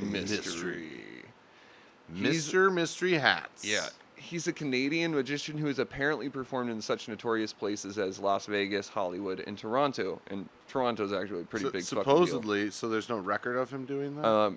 I couldn't find any official record other than like some of this. Yeah, so There's he a led. cell phone video of him on the street corner talking to a guy that's trying to bum cigarettes off. Yeah, and as you saw in like the VH1 trailer for the Pickup Artists, the TV show, he basically led like the normal life of a nerd, having described himself as a late bloomer who played D&D. No shame. He ended up exploring nightlife after discovering his desire to love and be loved. He According went to to Rational, an EDM show. Yeah, And then that started going did to some the bar ecstasy. more. Yeah. Right. Yeah. Yeah. According to Rational Wiki, Markovic is, quote, a failed magician from Canada whose PUI boot camps and mental breakdown formed the core story of Neil Strauss's book. Oh, man. There's so much shade. It's so funny. According to vocative.com, in his book, this is a quote, in his book, The Mystery Method, How to Get Beautiful Women into Bed, he upset legions of people by doing things like comparing women to cats. You have to play hard to keep their attention, and repeatedly asserting that it doesn't mean anything when a woman says no to your advances. If he is to be believed, Whoa, buddy. she's just putting up what she calls her anti-slut defense, which can be easily overcome. Understandably, he and the rest of the seduction community have made many enemies by presenting women as sex puzzles who can be solved like Rubik's Cubes. Yeah, so he just joined my list. Yeah. It's There's growing. more, though. There's other people, though. It's going to be cool. It's very fun. It's not fun at all. It's terrible. It gets just worse. I don't and like worse. when alpha males stop me from raping girls at the bar. I don't like it when she says no. Fuck. Anyway, Fuck since the fall these of his dudes. celebrity in the late 2000s, he's been like kind of quiet, except for like a few breakdowns on Facebooks. In a post he wrote, he discusses how he had some issues with seeing his children, and he also talks about how with his paralyzed brother living in his house with him, he feels unable to think and expresses the need to get out of here with exclamation parts. You mean he can't bring chicks over to his place because his brother is cock blocking him? Yeah, and like for the record, maybe he was just having a bad day. Maybe his life was really stressful at the time. I know what it's like to have weights piled on me and feel the need, or feel at the end of your rope. So I'm not going to talk shit about these remarks, but I'm also not going to make any excuses for him either. He's a weird narcissist who left the spotlight to revise his mystery method, and upon re-entry to the world of pickup artistry, kept a lot of the misogyny and is back with a new form of his pickup artistry, if you can call it that. His new form. So he got older. No, he got And- a partner. He didn't get older. He's a mystery. I don't know if that's an actual slogan of his, but it should be. I want to punch It's like, him. so he's not in high his school mouth. anymore, and he realized that shit don't actually work anymore. No, he's still doing it. And no, that's what I'm getting at. It's like Yeah. series 2. Oh, you got a little older and realized that you're stupid, and that was high school. And good for you for going to a lot of parties and getting laid, wearing flashy shit like guy liner and fur hats. Yeah. So I there's like this. wearing nice clothes too. What the fuck? Nothing wrong with Yeah, that. that's I'm like, Yeah, there's this other guy. His name is Ryan Jeanzemis. What's his nickname? I actually couldn't find one. I think he just goes by Ryan J, cancer. which we'll get into here in a little bit. RJ? That'd be a good one. RJ and Didi? Yeah, but he's not like a well-known pickup artist. He's just had a very interesting story arc. He was born in 1980 and he's become a lot of things since then. He's a YouTuber, author, entrepreneur, pickup artist, a former professional, quote, aggressive inline skating rollerblader. But according to his wiki, he's famous for being sponsored by soap shoes. His YouTube account is fairly active with a following of around 18,500 followers. And he's also the author of such well-known books as Tattoo Aftercare and Soap Shoes, Secret Tips and Tricks, as well as his PUA manual, Target Market Assessment Program. I think I've actually seen the book, The Soap Shoes Tips and Tricks. Yeah. Well, I just like that his I pickup- remember soap shoes. Yeah, like that's that- I'm like, I think I actually saw that book in hand. Like somebody was like, "Yeah, I got these soaps and I bought the book on," and I was like, "Okay, that's weird." Yeah, we're going to get into a little bit of that because I had never heard about soap shoes, so I kind of dove into a little bit. Oh wow. Yeah. Okay. Side He's- tangent He's that I would super like. young. Oh, Yeah. I'm born in 90, baby. So again, his pickup artist Do manual we just do is every called, 5 years? 80, 85, and 90? Because I'm 85. I'm 81. Oh, damn. Why'd you ruin it? We were so close. Sorry, you fucking bro. ruined it, Sam. You could have lied about it on. God damn. I'm Never 80. mind. Learn to be the faster sperm. Is that what you wanted me to say? A year faster? Sperm lasts like 23 days or some shit like that. Yeah, so Oh shit. so Ryan John Zemis, whatever you want to call him, he was signed on to a startup company that produced grind shoes. And according to Wikipedia, because couldn't find a whole lot more about it, he rose to fame after being featured in both national and international sales commercials for soap shoes depicting John Zemis grinding down a 72-stair handrail, which went viral on the internet and America Online in 1998. Wow. Yeah. That's Yeah, it's very impressive. That's on, like- 78 steps? Yeah, that's 72. 72. Yeah, Yeah. very in impressive. 98. Yeah. Yeah. Fuck, I'm looking it up. That's actually way impressive. I'm Yeah. not gonna lie. Those things are dangerous. They were like a thing that I think got discontinued because of how dangerous they were as an idea, but a great idea. Yeah, I don't know if they're discontinued or not, but they're now a subsidiary of Heelys. Oh, okay. Yeah, and for people who haven't heard about them, they're basically rollerblades without the wheels with like soap on them. I think I don't know, and they're designed to like grind on most No, surfaces. so it's like a skate shoe, but where your arch is through the middle of your foot, there is a little concave plastic More or less like insert like- that you can grind on stuff with. more or It's less slippery. like on a pair of rollerblades. So it's worse than I thought. Well, like a pair of street rollerblades, they have a big wheel and a big wheel on the outside, two small wheels on the inside with that little grind plate so you can hit handrails and stuff like that. It's just that grind plate in the middle of a tennis shoe. Yeah. So you can run and jump on rails by yourself and grind down them and then jump Sounds- back off and run away. Sounds very cool.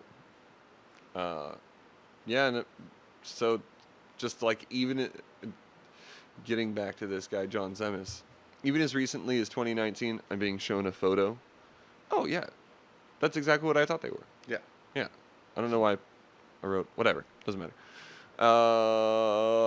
So John Zemis has been trying to cash in on that soap shoes market. He at one point was in like a skate video, but more boring version of them. And it's called like Soap or Die.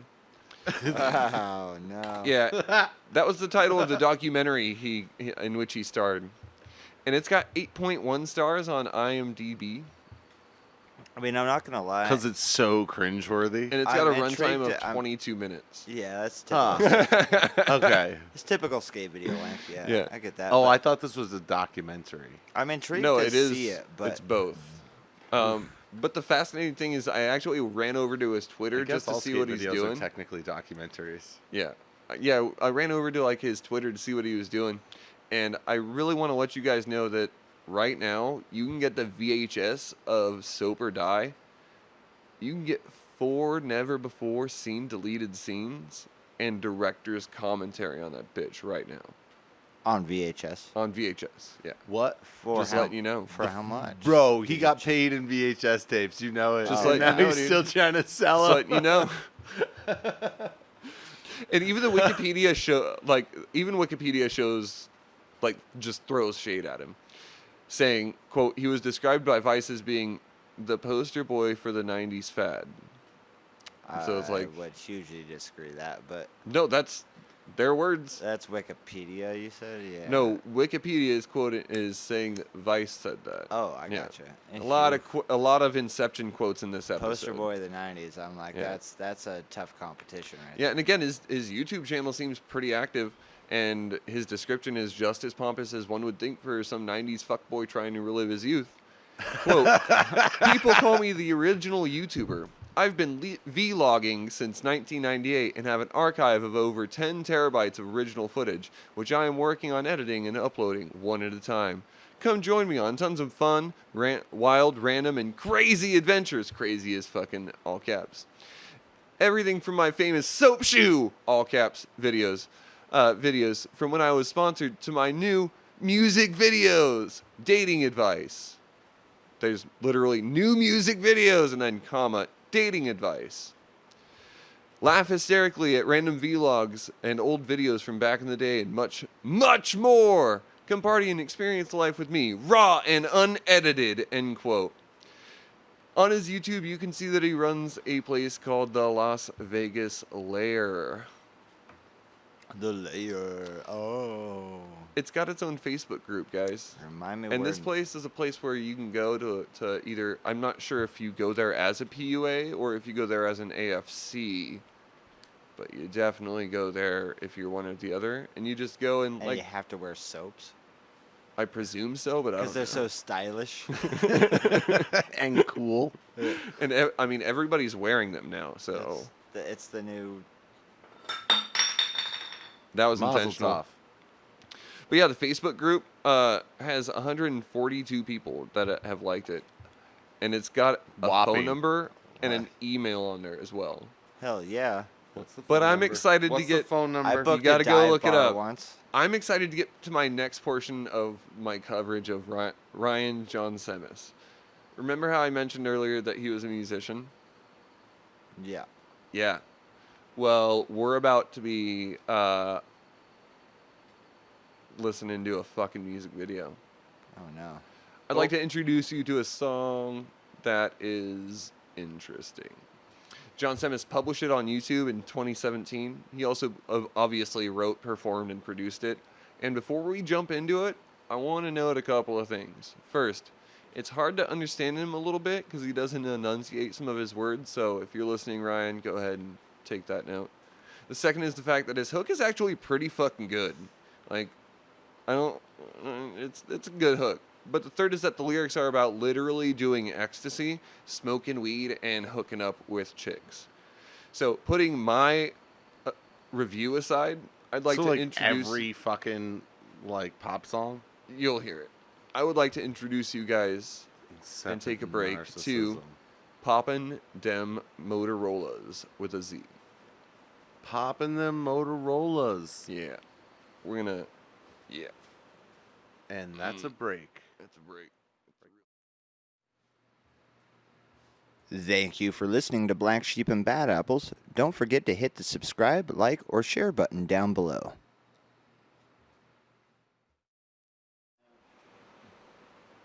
Yeah, so we're back from that. Don't ever Super put me good through video. anything like that again, okay? I You were I so wanna mad. remain a member of this podcast, but if you show me any more shit like that, we're gonna have a knife fight and I'm gonna quit. Well, are you going to quit or am I going to be dead? You know, it doesn't matter. Sean, what was your take on that? I mean, Just really quickly before we dive back in. I felt like the dude you don't want to hang out with at an EDM show just described the whole show. Yeah, Yeah, it's a... yeah, Yeah. yeah. Where you're like, that was right, but not the way I wanted to say it. Yeah, he's just talking about Like, popping goddamn them it, why- Motorolas. like- I would have loved to have heard that from anyone else. You're the dude that shows up because of that, not because it's part of that. Yeah. You know what I mean? You're not here for the whole show. You're just here to do You're drugs just- with chicks. You're Yeah. just here to do that part of the experience. Like, Yeah. if you happen to, and that happens, which it does sometimes, you're only here for that, which is the people that just go to take advantage of chicks at party scenes, if you will. Oh, if I show up to the party, there's going to You be a mean drunk rape chick. women while they're high on drugs? Yeah, exactly. Yeah. Yeah. Right. Let's call it like it is. So that was a great. It was a great rap video. Yeah, it was Like, very Love good. that dude too. Good description, but So totally wrong. we're gonna get into the last part of this, which is not slightly better. Not- We're gonna talk about Roosh V. Roosh V, whose real, wait, are we, yeah, his real name is the less mysterious Dariush Valizadeh. Yeah, he's another one of these pickup artists, Say but what he's now? Dariush Valizadeh. Where's he from? He's Iranian and Armenian. Yeah. And Douche. he's another one of these pickup artists. Yeah, Douche V. That's his name. Roosh V. Fucking douche. Douche. But he's Roosh. been more closely tied to being a piece of shit than he has been with the pickup artist community. There was an accusation in 2015 and 2016 that he was holding events described by some people inaccurately, I will say, as pro-rape. Now, he's not pro-rape from what he said, but Vox talks about what the events were supposed to actually be before he canceled the events. Mind you, we're still talking about fucking pickup artists. Quote from Vox. He's dubbed the gatherings tribal meetings basically heterosexual males only happy hours for his online fans to bond, make friends, and build solidarity against what they see as feminist opposition. The meetups were probably just going to be a couple of guys grumbling about women over beers. In 2016, when the Vox article was written, Vox cites the Daily Mail, which isn't super reliable. You think? Yeah. But they cite him as stating that he's lived with his mother in Maryland. He, however, denies this, stating that he actually lives in Europe.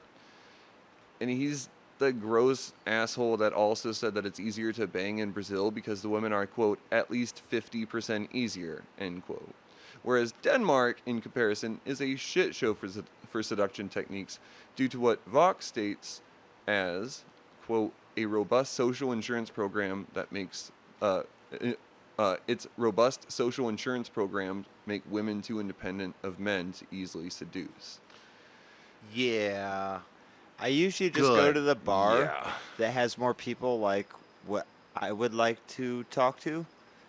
So it's a little easier You for ever me to try- talk to somebody, yeah, like if a you will. like something like going to like a social gathering of some oriented around something you like to do. Yeah, Yeah. and then you have more Oh, things in you like to common, rape and- women, so Well, not really a lot of in social Braz- gatherings for in that Brazil, these days. apparently, it's yeah, Are 50 there? we it's, can't officially say that Roosh. he has Okay. raped anybody, but it's 50% easier, apparently, Yeah. by his words, in And- Brazil. and for the record, there's Which sounds no like evidence he that left I, the country because his problems in ours. Well, no, he's still here, and for the Oh, record, God damn it.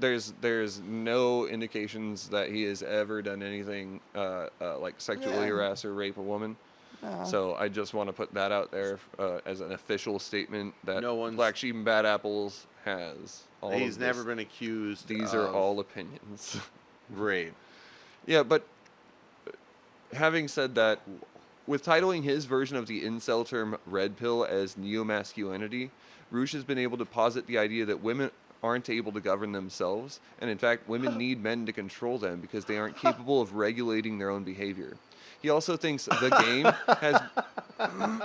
check this out. He also thinks the game has been fucked up because of what he terms women's liberation, which is just fucking feminism. Ah, damn, the women's got smart. They're We able can't to control vote. them Women's anymore. Liberation. Holy fuck. They started standing up for themselves. You They mean- gotta shut that down. Uh, Like, holy cow. Yeah, he also ran a website called Return of Kings. The most recent article one stumbles across there is called Return of the Kings is Going on Hiatus, which was published in October 2018. The article discusses how, due to the constant upkeep of a website and the content needed to keep it running, on top of how low its revenue stream is, Roosh V is going to have to discontinue posting. So the funniest thing about this is that just below that is an article entitled How to Conquer Writer's Block, written by a guy named, and I shit you not, Rainbow Albright. Hell yeah. Good for him. Yeah, dude. He goes by Bo Albright, but we know. I mean, that's just a cool hip name if you know him. Like, Yeah. Hey, Rainbow. He's like, call me Bo. Yeah, call me Bo, please. Yeah. Bo Bright. Oh, article that's fun. goes- BB. Hey, what's going on? Albright. Albright. Yeah, that's... Yeah, and so this This guy article, sounds awesome. How to Conquer Writer's Block, it goes through the basic stages of writing anything, developing a plan, writing it, and editing it until it's presentable. It's a basic story, and it's really sad that Roosh V hasn't been doing anything lately. I feel like this dude gets laid more than the... You know what I mean? Except that he has been doing a lot of things lately. He's gone on to create RooshV.com, where he touts to become a changed man. As I said, in October of 2018, Return of Kings went on hiatus, while at the same time, he started posting on RooshV.com. And Sean, I don't think he's actually going on to get laid, because I'll read to you what's going on here. Ah, First couple of posts directly after his hiatus announcement on his other website were the boringly titled, How to Do a Walking Meditation, followed by I should've 25 seen it more coming. articles I strongly recommend, and something called Roosh Hour 23, Jordan Peterson, followed by How the Media Deplatforms Creators. Then, on November 2nd, 2018, Roosh Hour number 24 is entitled Pipe Bombs. The description he posts on it says, My newest stream covers the pipe bombs sent to Trump haters, the synagogue shooting, Richard Spencer's new girlfriend, Hollywood virtue signaling, and more. And the video opens, and I did not watch all of it because holy fuck is it long-winded. The video opens with him talking about what he would call the alleged MAGA bomber. He goes on to state that at one point Hillary was talking about how one could not be civil with their opponents trying to kill them, and how she supposedly, his words, how she was supposedly sent a pipe bomb. He goes then on to say this: 2 weeks ago she said not to be civil. Then the bombs come out, the fake bombs, and suddenly we have to try our best, people. Politics is a cynical game, and people on the left have gone mad with power. They will do anything, including mailing Wile E. Coyote bombs made in the Acme factory. Those were so fake, end quote. So he's gone from a, in his words, fornicator, to a political expert and religious pundit in just a couple of years. Except not even that. It's just a couple of months later that he started publishing on Roosh V.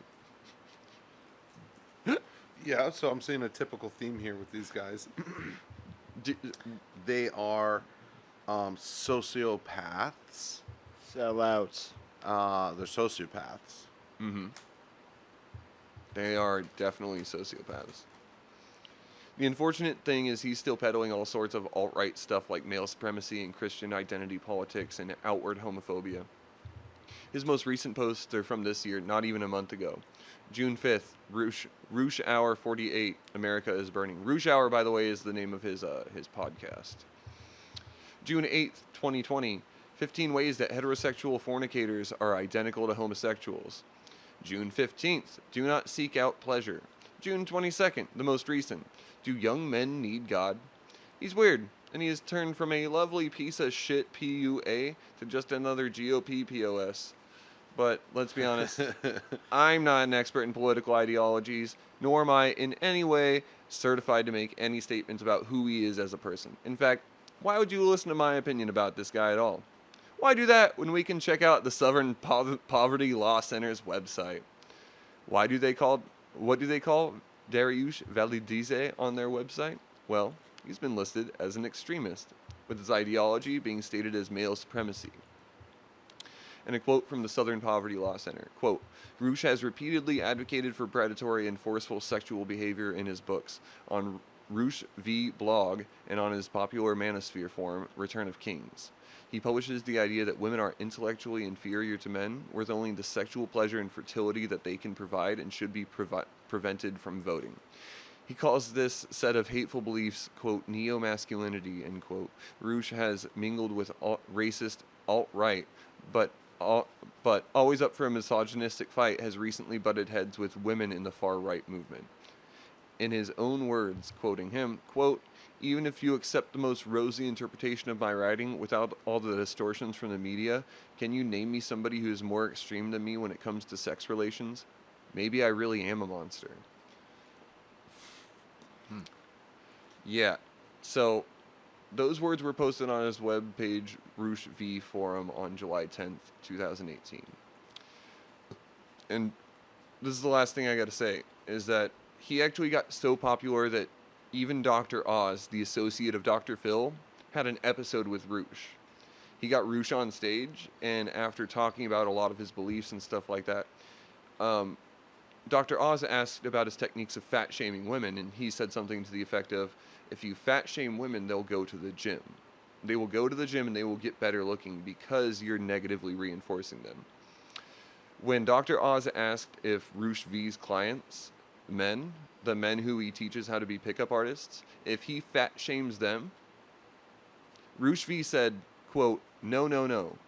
Men respond to logic.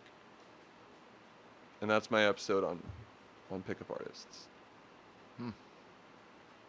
So I think this week we can just say, instead of our usual fuck Hobo Johnson, we can say fuck these guys. Yeah, fuck pickup artists. Fuck these guys Definitely entirely. fuck them. Yeah.